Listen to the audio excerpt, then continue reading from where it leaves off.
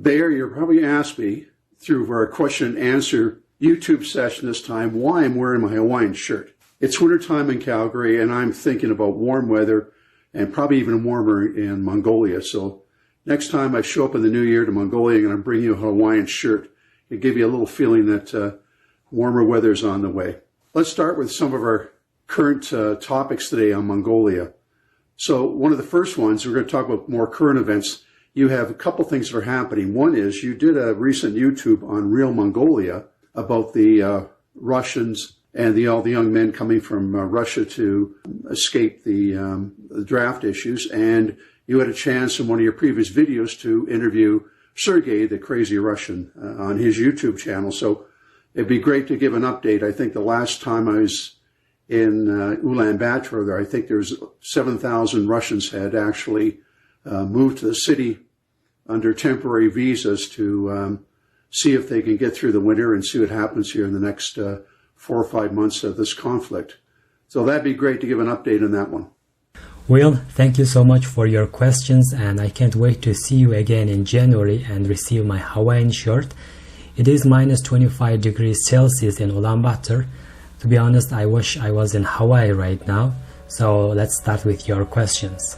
About a month ago, I interviewed Sergei from the Crazy Russian Sergei channel, who is now in South Korea, by the way.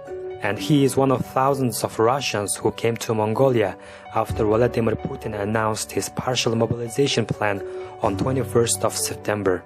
After that announcement, suddenly thousands of Russians, mostly young men, started to pour into our country to avoid military call-up. Mongolians have a fairly positive attitude towards Russians because of our history. Between 1924 and 1989, Mongolia was a socialist country and the Soviet Union's satellite state. So naturally, we had a very close relationship during that time, both culturally and economically. An entire generation of Mongolians studied in Soviet Russia and grew up reading Russian novels and watching Russian movies. We even had a dedicated Russian district in our capital city. It's not really that surprising to see Russians in our country. So at first, we didn't think much about it. And then, we started to see Russians on the street all the time. And that's when I realized that something was going on. But because of our long and close relationship with Russia, most Mongolian people reacted positively to this, which can be seen from my street interview called "What Do Mongolians Think of Russians?" It's not uncommon to call the Russians as our brothers in Mongolia, and the number of people coming from Russia gradually decreased over time. Right now, there are not as many Russians in Mongolia as before. I think most of them moved to other countries like Vietnam, Thailand, Malaysia, and South Korea, like Crazy Russian Sergei. Basically, the situation has changed a little bit, but no one knows what will happen in the future. I recently read that in next January or February, there will be another military call-up in Russia, so let's see what will happen. But no matter what happens, the famous Mongolian hospitality will never change. More pertinent one that came just before I left, 2 days before I left UB, in the last few months, the new Genghis Khan Museum opened. And I had an opportunity to go through in about 2 hours. Now, I know you did, and I'd like to hear your impressions and tell everybody else from a Mongolian point of view what you thought of the museum. Now, we know there's over 10,000 artifacts. The number of displays are phenomenal in there on 9 stories. But unfortunately, I found out that I couldn't photo or video in that museum. I had to do a review on the YouTube channel about my first impressions. So I'm hoping that you may have some more input because it was a great museum to go through. Yeah. If I was Mongolian, I feel very proud to have that museum and the way that they depicted the Mongolian Empire. And I'd like to hear your thoughts on that one too. That's a great question, Will. And yes, of course, I visited that beautiful museum. I think everybody who loves and respects Mongolia should. It's hard for me to put into words how I felt after visiting that museum. Overwhelmed, proud, touched, and a feeling of responsibility. To be honest, I don't like the idea of naming everything after Genghis Khan, like street, airport, building, vodka, cigarette. It's just disrespectful. Not everything is worthy of our great Khan's name. But this time, this museum deserves to be named after Genghis Khan, the founder of our nation, the man who built one of the largest empires in human history. So it's fitting that the museum named after such a great man should be majestic and grand. And this museum ticks all the boxes. By visiting this museum, you will get to know the entire history of Mongol nation in 3 hours. And the ticket prices are reasonable too. Adults and foreigners alike can visit it for 30,000 tukruk, while children under the age of 16 can visit it for free. I also got this amazing golden gerege along with my ticket. I encourage everyone who loves Mongolia to visit this museum. But remember, no taking photos and recording videos inside. All right, let's go to some other ones, sports. Now, most people wouldn't know that Mongolia is a very sports-oriented country. Now, with 3.2 million people, you're wondering what the focus is now. In the last couple of years, they built a new ice arena called the Steppe Arena, just on the outskirts of Ulaanbaatar. And I've not had a chance to go through, but if you can give an update, Bayer, that would be great on what's going on with the ice arena. I know it seats close to 4,000 people. There was a lot of input from the Canadian Embassy. And in fact, I know that one of the Canadian Embassy staff, Steve Berdure, who's in the trade division with the Canadian government, had a lot to do with championing that project. And I also know that there was Canadian architects involved in the construction of that arena. And arenas also has other platforms for basketball, volleyball, wrestling, and maybe you want to touch on that aspect. But that would be great because I know that hockey could face a major resurgence in Mongolia with this new Steppe Arena.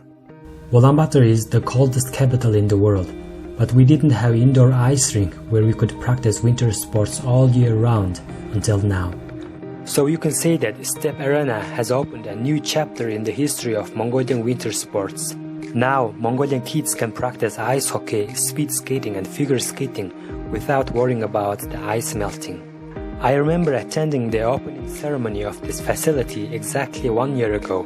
Everyone was happy and smiling, especially parents who grew up dreaming of skating in such indoor ice rink in their childhood. They were happy because now their children will be able to fulfill their unfulfilled dreams. The dream of winning a gold medal at the Winter Olympics. I was very happy to witness such an important event in the history of Mongolian sports.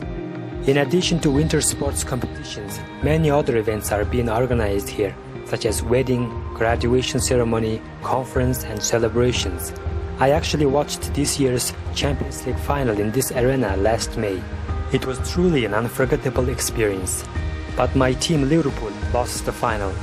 So the Steppe Arena LLC is doing very well, and I'm sure that one day an international winter sports event will be held in my country.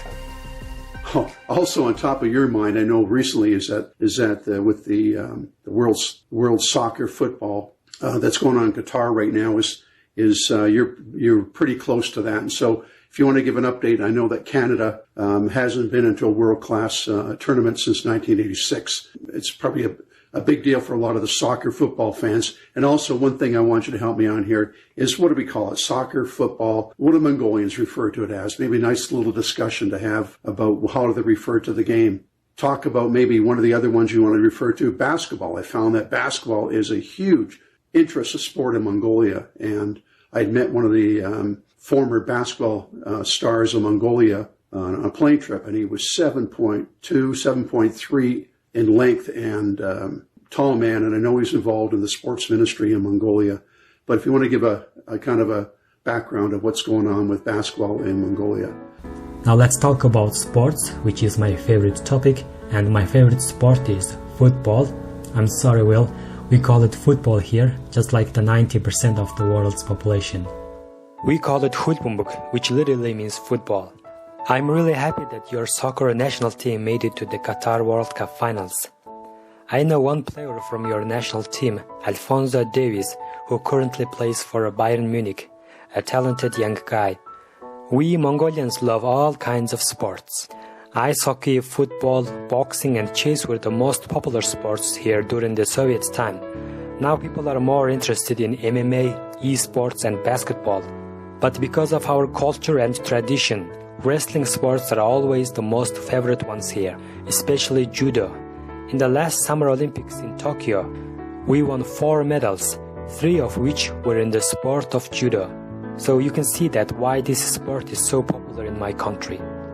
The man you met on the plane is Mr. Sharafjamts, one of the most popular athletes in Mongolia. He is 7 foot tall and he used to play for Harlem Globetrotters, an American basketball team in the early 2000s. And now his son, Inhingot, plays for the Dayton Flyers of the NCAA First Division. He is 20 years old, so it's safe to say that future of Mongolian basketball looks really bright. And you also asked me about Mongolia's merchant fleets. Apparently, Mongolia has one of the largest flagged merchant fleets in the world. I didn't know that, probably because Mongolia is a landlocked country. Our capital Ulaanbaatar is located more than 1,300 kilometers from the ocean. So why do we have fleets? Basically, in 2003, this guy, then Mongolia's president, decided to establish the Mongolian Ship Registry to allow random merchant ships to sail under Mongolian flag. It's called Flag of Convenience. Registering a ship in a sovereign state other than that of the owner allows one to avoid many international rules, regulations and taxes.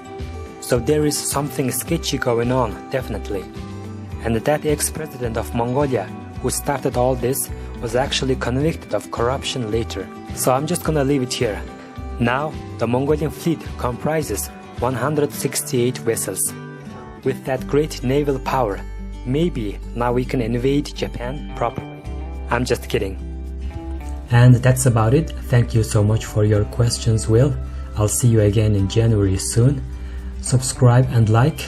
Real Mongolia.